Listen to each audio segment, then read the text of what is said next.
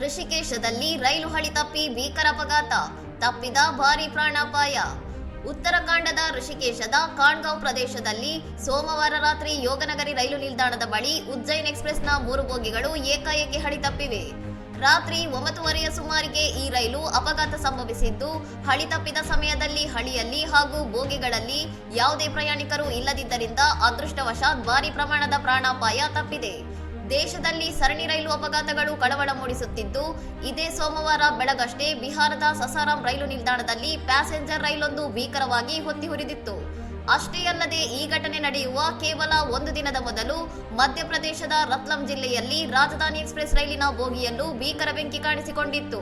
ಕೇವಲ 48 ಗಂಟೆಗಳ ಅವಧಿಯಲ್ಲಿ ದೇಶದ ವಿವಿಧೆಡೆ ರೈಲು ಹಳಿ ತಪ್ಪಿರುವುದು ಹಾಗೂ ರೈಲುಗಳು ಬೆಂಕಿಗಾಹುತಿಯಾಗುತ್ತಿರುವುದು ಪ್ರಯಾಣಿಕರ ಸುರಕ್ಷತೆಯ ಬಗ್ಗೆ ತೀವ್ರ ಆತಂಕ ಮೂಡಿಸಿದೆ. ಸದ್ಯ ಸ್ಥಳಕ್ಕೆ ಧಾವಿಸಿರುವ ರೈಲ್ವೆ ತಾಂತ್ರಿಕ ಸಿಬ್ಬಂದಿ ಹಾಗೂ ಹಿರಿಯ ಅಧಿಕಾರಿಗಳು ಹಳಿ ದುರಸ್ತಿ ಕಾರ್ಯ ಕೈಗೊಂಡಿದ್ದು, ಅಪಘಾತಕ್ಕೆ ನಿಖರ ಕಾರಣವೇನು ಎಂಬ ಬಗ್ಗೆ ತನಿಖೆ ಆರಂಭಿಸಿದ್ದಾರೆ.